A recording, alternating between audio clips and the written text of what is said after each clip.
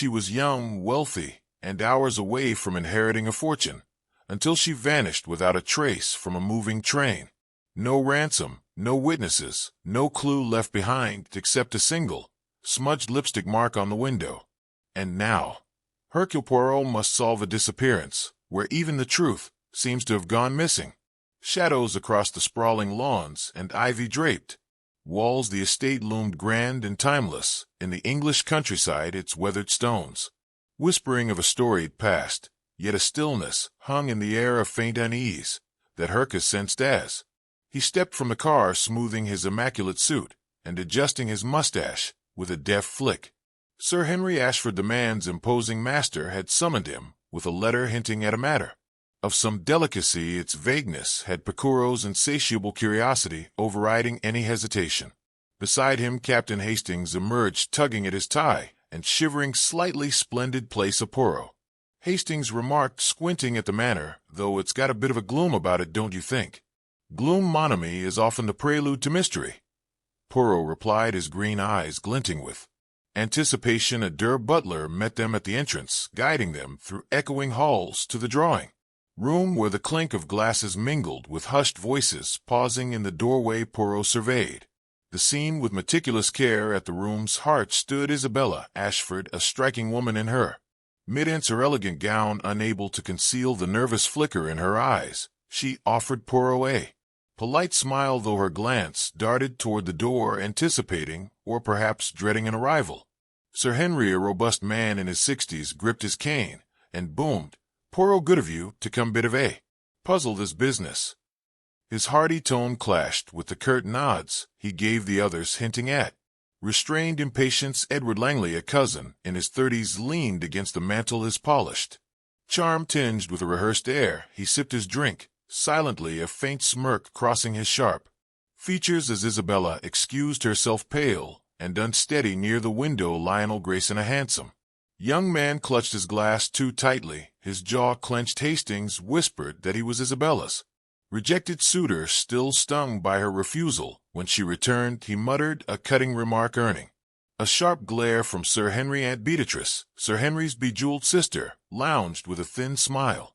"Isabella's fortune does attract such attention," she quipped, her composure faltering with a twitch of nerves. Isabella's laugh, in response, rang hollow. Clara, the maid, glided silently, her keen eyes noting every exchange as she poured drinks. When Edward murmured something to her, a glass slipped from her grasp, shattering on the floor. She knelt to clean it, her fingers trembling faintly. The door swung open, admitting Mr. Vincent Cole, a latecomer. With an enigmatic air, he nodded politely to Poirot, his dark eyes lingering on Isabella. "I hear you're quite the detective," he said lightly, though his gaze held weight. Tensions simmered Lionel's barely veiled anger, Edward's cool detachment, and Beatrix's barbed curiosity. As the group drifted toward the dining room, Poirot lingered, his sharp eyes catching a torn scrap of paper by the fireplace. He retrieved it discreetly.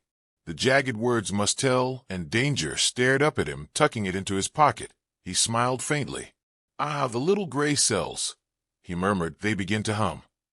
The storm descended upon Ashford Manor with relentless force, its winds shrieking around the ancient stone walls like a chorus of restless spirits. Rain hammered the tall windows, and thunder growled as the dinner guests assembled in the dining room, where candlelight danced uneasily across the table. Hercule Poirot, seated near the head, felt a tension sharper than the tempest beyond the panes. Isabella Ashford presided over the meal with strained elegance, her pale hands trembling faintly as she raised her glass. Her laughter sounded hollow, and her gaze darted to the door, as though anticipating an unwelcome shadow. Poirot leaned toward Captain Hastings, his voice low. "Monder, the mademoiselle is unwell in spirit. Something weighs upon her nerves, perhaps?" Hastings offered, brow furrowed. "Hosting can tax anyone." "Perhaps," Poirot murmured, though his keen eyes lingered on Isabella. "Yet my instincts suggest more." As dessert drew to a close, Isabella stood abruptly, her chair scraping the floor. With a jarring screech, "Excuse me," she said, her tone brittle. "I need air." She hurried from the room, leaving a murmur of disgust in her wake. Sir Henry Ashford, her father, rose halfway, gripping his cane. "Isabella," he called, but she disappeared into The dim corridor, he sank back his face toward with unspoken worry across the table. Edward Langley sipped his wine, a faint smirk playing on his lips. She always did enjoy a scene, he remarked, his coolness stark against the room's unease. Poirot's mustache twitched a scene. Mr. Langley, or perhaps afraid. Edward's smile wavered, but before he could retort, Clara, the maid, entered to clear the plates. Her eyes flicked to Edward, and as she reached for his dish, a folded note slipped into his hand, a gesture Poirot's sharp gaze did not miss. Most curious, he thought, storing the detail in his meticulous mind. Morning arrived, cloaked in a soft drizzle. The storm's rage subsided, but a fresh turmoil gripped the manor. Hastings burst into Poirot's room. Breathless, Poirot, Isabella's vanished, gone in the night. Poirot dressed with swift precision, gone. Mon ami, or taken. In Isabella's bedroom, chaos reigned. Sir Henry paced, his features drawn with anguish. Aunt Beatrice twisted her handkerchief, her lips tight with censure. Lionel Grayson stood by the window, fists balled lead in silent fury. Mr. Vincent Cole lingered apart, his dark eyes inscrutable. Clara, pale and trembling, clutched a crumpled note. "I found this, sir," she whispered, passing it to Sir Henry on her pillow. Sir Henry's voice cracked as he read, "Do not search for me. Pay £50,000 by midnight, or I shall be lost to you forever. Instructions to follow." The signature bore Isabella's name. Aunt Beatrice gasped, "Kidnapped. We must summon the police." Poirot raised a hand, his tone steady. "Permit me, Sir Henry, to inspect this note." He took the paper, studying it with care. The handwriting resembled Isabella's, yet the loops quivered as though penned by a hand under strain. The phrase, "I shall be lost to you forever," struck an odd, stilted note too. "Composed for panic, mon ami," he said softly to Hastings. "This note," the handwriting quivers, "it was not written freely." "Force, then?" Hastings asked, "or a clever imitation? But no, the eye is hers. Yet something is wrong." He turned to Clara, whose gaze darted to Edward on her pillow. "You say, Mademoiselle?" "Yes," so she murmured, barely audible. "I touched nothing else." Poirot nodded, noting her unease.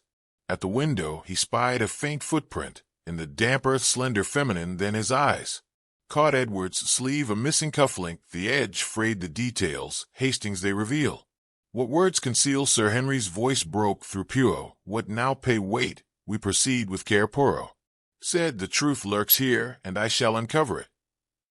That evening, as the household scattered, Poirot lingered outside Isabella's room. The lock bore no marks of force, but a torn envelope in the waste-basket carried a whiff of her perfume. He pocketed it, his mind humming with fragments: the note's tremor, the footprint, Edward's cufflink, Clara's fear, and Sir Henry's reticence about Isabella's mother. In his room, he lit a cigarette, staring at the moonlit drizzle. My instincts murmur of deceit, but whose hand guides the thread? Hastings entered, frowning. "Poirot, Lionel."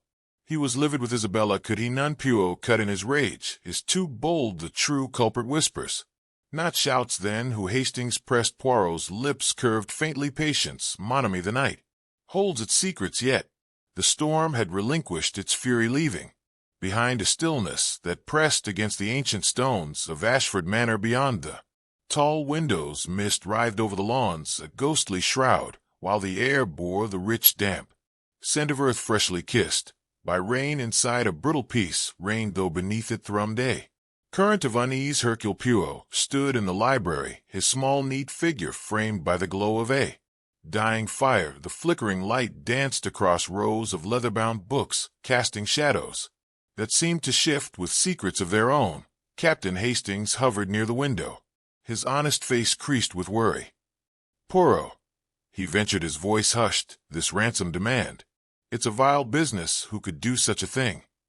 Poirot turned, his green eyes catching the firelight like twin emeralds. "Mon heir Hastings, desperate hearts often dare bold acts, and in this house I suspect we shall find many such souls." His gaze drifted to the hearth, but his mind was already threading its way through the maze of human frailty. With a slight nod to himself, he began his work. Lionel Grayson was the first to cross the library's threshold, his broad shoulders taut with resentment. His scowl was a thundercloud, and his voice cut sharp as a blade. "I have no time for your questions," he snapped, though a tremor beneath his words betrayed him.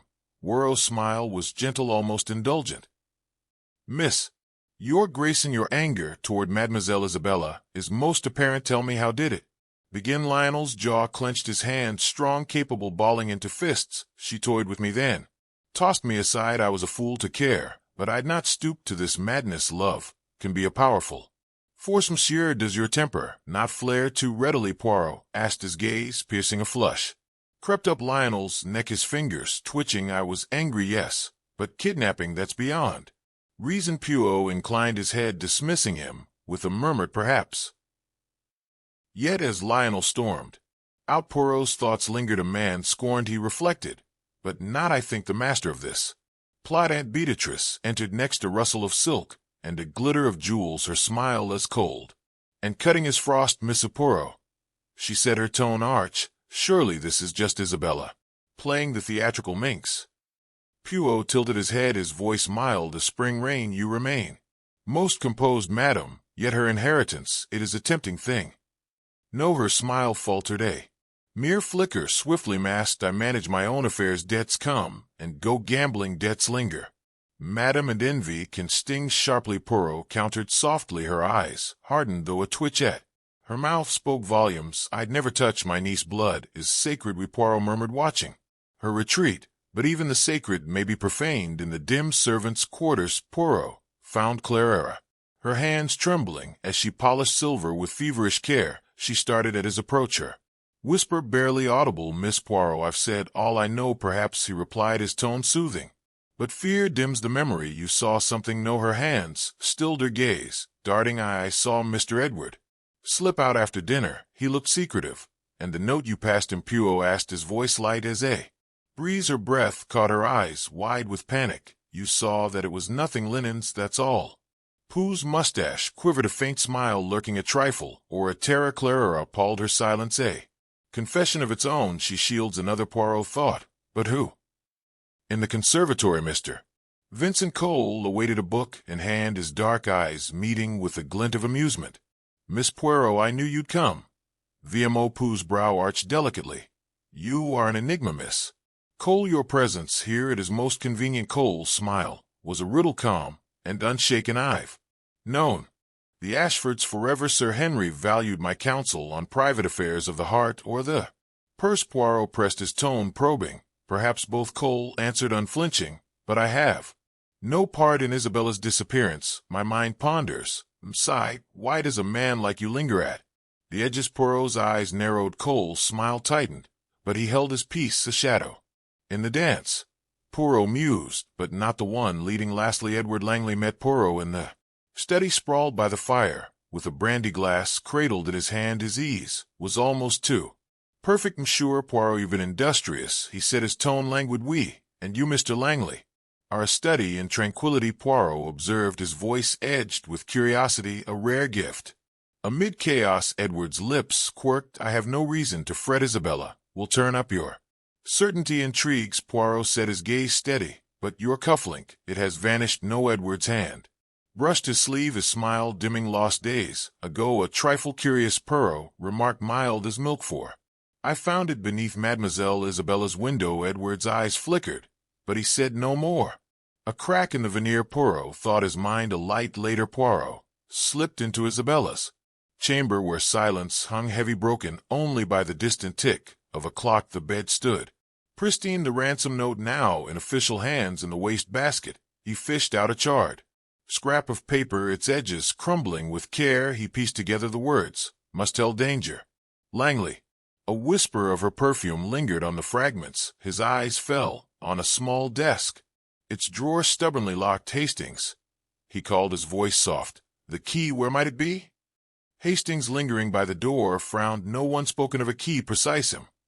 Poirot said, his thoughts racing. A lock without a key, a secret tightly held. Dusk draped the manor in shadow, the mist coiling thicker beyond the glass. Poirot stood by the window, a cigarette glowing faintly in his hand, his mind a whirl of threads yet to be woven. Hastings, he murmured, my mind stirs. Hastings, yet one piece eludes me. Which? Hastings asked, his voice a breath in the dark. The past, mon ami, it holds the truths we have yet to uncover. Poirot's gaze drifted to Lady Margaret Ashford's portrait, her calm eyes gazing down that night as the house slept Poirot padded silently along the corridor, his slippers. Hushed on the carpet, a creak tugged him toward the library, where a sliver of light spilled. From the door peering through, he saw Clara, her hand shaking as she rummaged in a drawer. Edward loomed over her, his whisper a blade in the stillness. "Keep quiet, or you'll regret it." He hissed, his voice taut with threat. Poirot withdrew unseen, his eyes gleaming in the gloom. "The net draws tight," he thought, retreating to his room, where the night's discoveries churned like the mist beyond. The morning broke over Ashford Manor with a gray, oppressive weight, the storm's remnants clinging to the air like a mourner's veil. Hercule Poirot stood at his guest room window, a neat silhouette against the dim light, hands clasped behind his back. His keen green eyes pierced the mist shrouding the grounds below, but it was not the weather that held his attention. It was the riddle of Isabella Ashford's vanishing. With a crisp adjustment of his overcoat, he descended the stairs, shoes clicking softly on polished oak. Captain Hastings awaited him in the hall, his brow furrowed with impatience. "Good morning, Poirot," Hastings said, voice tinged with unease. "Have your little gray cells made any headway?" Pooh's lips curved. "Faintly, patience, mon ami, my mind works even in rest. To the library, Hastings, we have truths to uncover." The library loomed grand and somber, its towering shelves heavy with leather bound to exuding dust and time. A broad oak table stood at its heart, littered with papers and adornment. Candelabrum. Poirot's gaze flitted across the room, the worn rug, the hearthside armchair, the serene portrait of Lady Margaret Ashford gazing down. He approached the table, fingers grazing a stack of estate records. "Hastings, the ledger on the shelf, if you please." Hastings retrieved a weighty maroon-bound volume. Poirot opened it, eyes tracing the meticulous script of births, deaths, and marriages, the Ashford lineage. In ink, his finger halted on a faded entry. "Margaret Ashford wed to Henry Ashford, 1895 issue. Isabella born 1896. Curious," Poirot murmured, an eyebrow lifting. "The dates, they are precise." None. Hastings leaned. "In what's curious about them?" Poirot tapped the page. 9 months from wedding to birth. Exact. Yet this house whispers doubt. Before Hastings could respond, the door creaked, and Sir Henry Ashford entered. His once robust frame seemed shrunken, his face etched with weariness. "Poirot," he said brusquely, "what are you doing with that pu?" Closed the ledger with care. "Sir Henry the First, seek only the truth. Tell me of Lady Margaret's health in your early marriage." Sir Henry's jaw tightened. "She was delicate." "What of it delicate? We," Poirot replied smoothly, "and perhaps absent from Ashford Manor." For a time the man's eyes flashed. "You overstep." "No." Poirot counted, stepping nearer. "I observed, Sir Henry, that Isabella may not be your daughter." Silence stretched taut as a wire broken only by the mantel clock's steady tick. Sir Henry sank into the armchair, hands trembling. "What do you know?" Poirot's tone softened. "Only what this house conceals, that Isabella may not be yours." Sir Henry's shoulders fell. "Margaret confessed on her deathbed. Isabella wasn't mine, but I raised her as my own, swore to protect her and her true father." Pooh pressed. Sir Henry shook his head. "She never told me, only that he was lost to her later." Poirot found Edward Langley in the garden, his tall form stooped over rose bushes, shears gleaming. The air hung thick with damp earth and floral scent. "Monsieur Langley," Poirot called, advancing with measured steps, "you tend these roses. Well, do you also tend ambitions for the estate?" Edward straightened, gray eyes narrowing. "What are you on about, Poirot?" Poirot tilted his head. "A fine inheritance, no, and you, Sir Henry's cousin, stand near its claim unless Isabella remains heirs." Edward's lips thinned. "She's the heir, that's the law." We, Poirot agreed, "unless that law rests on a falsehood." "What do you know of Isabella's birth?" The shears snapped shut with a sharp click. "Nothing more than anyone. She's Sir Henry's daughter." Poirot watched him, noting the flicker in his jaw. "And if she is not, if there were proof that you are the true heir?" Edward turned back to his roses. "You're chasing shadows." Pooh, leave it be. "Shadows, yes," Poirot mused, eyes glinting, "but shadows reveal the light." That afternoon in the servants' quarters, Poirot faced Clara, the housemaid. She stood by the hearth, twisting a rag, her pale face taut with nerves. "Mademoiselle Clara," Poirot said kindly, "you see much here. What have you seen of Mr. Edward?" Her gaze flicked to the door. "He's been restless, sir. The Night, Miss Isabella. Vanished. I saw him in the hall, with papers, old yellowed ones, to where Poirot asked. The stables, she whispered. He lingered there. Poirot nodded, thoughts, worrying. Mercy, mademoiselle, you have aided me well. As dusk settled, Poirot sat alone in the library. The ledger opened before him. The puzzle took shape. Sir Henry's revelation, Edward's sinus clararis account. Edward knew something, perhaps held evidence of Isabella's illegitimacy a secret to secure his claim. But where and what had he done?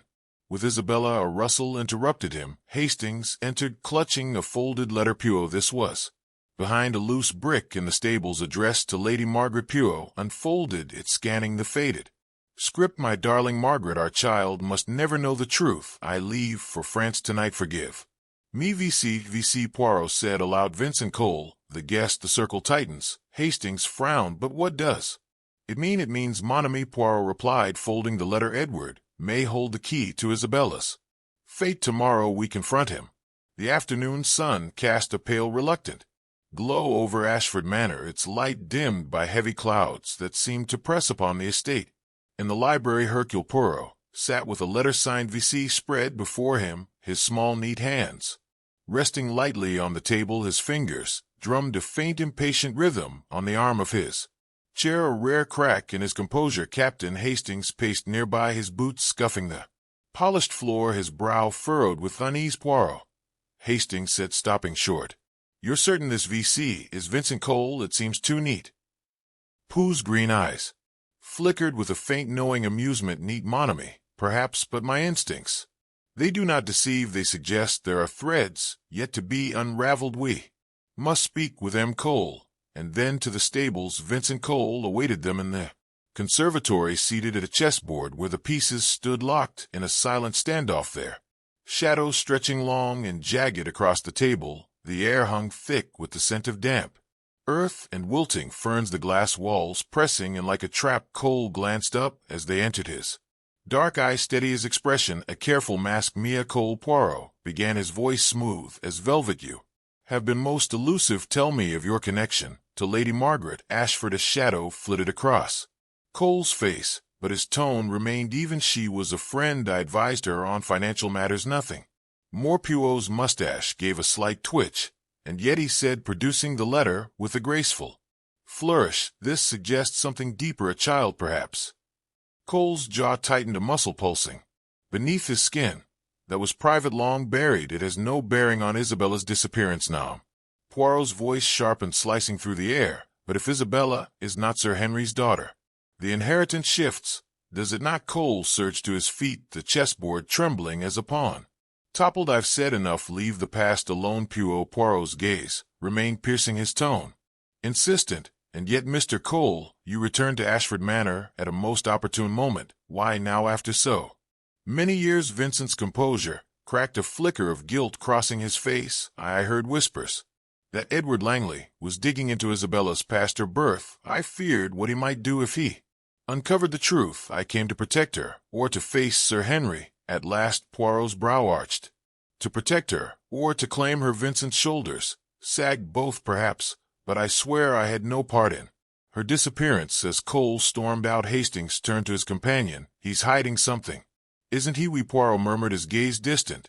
But not, I think, the core of this mystery. His return is tied to duty, not malice. To the stables, Hastings. The stables loomed at the estate's edge, their weathered timbers groaning in the faint wind. Inside, the air was thick with the smell of hay and leather, tinged with a fleeting trace of perfume. Isabella's, perhaps, hovering near the stalls. Poirot's sharp eyes caught a loose floorboard at the back. Kneeling with surprising agility, he pried it open, revealing a small, dust-choked box. Hastings leaned closer as Poirot lifted the lid, extracting a sheath of yellowed papers. What are they? Poirot unfolded the topmost document. A birth certificate, he read in a low, deliberate tone. Isabella Margaret Cole, born 1896, father Vincent Cole, mother Margaret Ashford. Hastings drew a sharp breath. So Isabella is Cole's daughter. But why conceal it? Poirot's face grew solemn. To protect her, perhaps, or the Ashford legacy. But this, he tapped the certificate, this is what Edward seeks. Edward, Hastings echoed. You think he knows? Poirot inclined his head. He hunts for it, Hastings, and with it he could seize the estate. but first he must ensure Isabella cannot challenge him that evening. Poirot confronted Edward Langley in the drawing room. Edward lounged by the fire, brandy glass in hand, his casual posture a touch too studied. "Mr. Langley," Poirot said, his tone soft, yet edged with steel. "You have been busy searching the stables, pressing Clara. What do you seek?" Edward's eyes narrowed, a spark of defiance glinting in them. "You're mistaken, Poirot. No Pu raised the birth certificate. This means nothing to you." Edward's mask slipped. He lunged forward, but Poirot stepped back, his gaze unrelenting. "You knew of Isabella's true birth," Poirot said. "You plan to use it, and her vanishing to claim your right." Edward's face contorted. "It is mine. I'm the true heir. Isabella's a fraud." Poirot's voice turned icy. "And so you made her vanish?" Edward's fists clenched. "I didn't harm her. She's safe, but the estate belongs to me." "Where is she?" Poirot pressed. Edward's defiance solidified. "You'll get nothing from me later." In Poirot's room, Hastings resumed his restless pacing. "If Edward won't talk, what next?" Pooh's eyes gleamed with quiet intensity. "We follow the threads, Hastings. Clara saw him at the stables, and I suspect he had company. We must search the grounds. Isabella is close as night draped a manor in shadow." Poirot and Hastings ventured into the misty gardens. A faint light glowed from a distant cottage, its flicker a silent summons. As they approached, a soft cry, muffled, urgent, drifted from within. "Poirot," Hastings whispered, "is that we?" Pooh replied, his grip tightening on his cane. "It is time to end this." Night had fallen over Ashford Manor like a velvet curtain, its silence thick and unbroken save for the faint whisper of mist curling through the gardens. Hercule Poirot and Captain Hastings moved swiftly toward the distant cottage, its lone light cutting through the dark like a weary eye. A sharp, desperate cry had reached them moments before urging their steps across the dew-slick grass. "Pu," Hastings whispered, his voice taut. "Do you think it's Isabella?" "Oui, mon ami," Poirot replied, his gloved hand tightening on his cane. "But we must tread with care. Edward is cunning. He will not leave his treasure unguarded." They reached the cottage, its door a weathered slab, half hidden by ivy. Poirot tested the latch. It yielded with a faint groan, admitting them into a dim, sparse room. A single lantern sputtered on a rough table, casting jagged shadows over a chair, and a narrow cot in the corner. There a figure lay, bound, her back to them. "Isabella!" Hastings surged forward, but Poirot's arm shot out, halting him. "A tender," Poirot murmured, his keen eyes tracing a nearly invisible trip wire stretched across the floor, tethered to a beam above a trap. "Hastings, one step and the roof would have been our grave." Hastings paused, retreating. "Good Lord, how do we?" Poirot knelt, snipping the wire with a pocket knife drawn from his coat. "Now, mon ami, we may proceed." They approached the cot, where Isabella lay, wrists and ankles bound, a gag muffling her breath. Her eyes, wide with fear and relief, met theirs as Poirot gently freed her mouth. "Poirot," she rasped, her voice roar. "It was Edward. He forced me to write the note," he said. "If I didn't—" "Calm yourself, mademoiselle," Poirot soothed. "You are safe now, but where is Edward?" She shook her head, trembling. "I don't know. He left hours ago. He's dangerous." Poirot's eyes glinted in the lantern's glow. But so is Poirot when the game is afoot." The morning broke over Ashford Manor, with a reluctant sun, its pale rays clawing through a shroud of mist that clung to the lawns like a lingering ghost. The storm had spent its fury in the night, leaving behind a damp, expectant hush, as though the estate itself sensed the unraveling to come. Within the drawing room, the air was taut. The velvet drapes parted to expose a world softened by fog, yet no softness touched the faces of those gathered there. Sir Henry Ashford sat enthroned in his armchair, his gnarled hands clamped tight around its arms, his jaw set like stone. Beside him stood Isabella, her paler stark against her dark hair, her eyes unwavering. Aunt Beatrice hunched on a settee, her lace handkerchief a twisted wreck in her nervous grasp. Vincent Cole leaned against the window frame, his silhouette sharp, his gaze distant, yet piercing. Clara lingered near the threshold, her fingers knotted, her breath shallow, and at the center, commanding the room with quiet authority, stood Hercule Poirot. Small, impeccable, his green eyes alight with the clarity of revelation. "Madame Zur," he began, his voice slicing the silence with surgical precision, "we have navigated a web of lies, but the truth now stands clear. Mademoiselle Isabella's disappearance was a calculated act of greed crafted by a cunning hand. He pivoted to Edward Langley, who sat apart, his frame rigid, his eyes glinting with defiance. "Miss Langley," Poirot said, his tone a velvet blade, "your performance was admirable, but the final act is mine to direct." Edward's lip curled. "You've nothing but conjecture, Poirot." "Prove it." "Cure." Pooh's mustache twitched, a flicker of disdain in his gaze. "No, monsieur, I have facts that bind you tighter than iron. Permit me to unravel them." A murmur stirred the room. Poirot raised a hand, silencing it. "First, a birth certificate hidden in the stable's rafters. It declares Mademoiselle Isabella, not the daughter of Sir Henry, but of Lady Margaret and Vincent Cole." A sharp intake of breath broke the stillness. Aunt Beatrix gasped high, and brittle Sir Henry's face fractured, his hands trembling as they fell to his lap. Isabella's eyes flicked to Vincent, who met her stare, his own fracturing with a silent, buried grief. Poirot continued, relentless. "You, Mr. Langley, unearthed this secret and saw your opening. As Sir Henry's cousin, you deemed the estate your birthright. To seize it, Isabella had to vanish." Edward's defiance wavered, his voice a rasp. "You can't silence." Poirot cut in, his words a whip crack. "You abducted her, forced her to pen the ransom note, and concealed her in the cottage, plotting a tragic accident. But you were careless. The cufflink beneath her window, yours engraved with your initials, the trip wire in the cottage, your clumsy trap, and Clara, whom you threatened when she glimpsed your scheme." Clara's head dipped, her whisper trembling. "He said he'd see me ruin." Poirot's gaze softened, a rare warmth breaking through. "Your silence protected you, mademoiselle. Your words now condemn him." He turned back to Edward, whose mask was slipping, and then the muddy footprint beneath Isabella's window, a single fresh mark on a rain-soaked night. "Yours, monsieur, left as you spirited her away. The tread, the size, your boots betray you, and on top of it all the cufflink beneath her window, yours engraved with your initials." Edward's sneer collapsed, his voice rising, "A footprint, a cufflink. That's your proof." "We," Poirot replied, his tone icy. "A footprint, a cufflink, a trip wire, small clues, but woven together, they expose your guilt. You underestimated my methods." Edward lunged forward, desperation baring his teeth. "The estate was mine. She's no Ashford. She's a pretender." Sir Henry surged to his feet, his voice thunderous. "She's my daughter. Blood or no, you tear us apart for greed." Isabella stepped between them, her voice steady, cutting through the storm. "I'd have shared it all." "Edward, you chose betrayal over family." Edward's laugh was a jagged shard. "Family, ask him." He thrust a finger at Vincent, the coward who abandoned you. Vincent's head bowed, his words soft weighted. "I loved your mother, Isabella. I left to spare you shame. It was my mistake." Poirot interposed, his voice a calm anchor. "The past may shadow us, but it need not bind us. Mademoiselle Isabella, you are free.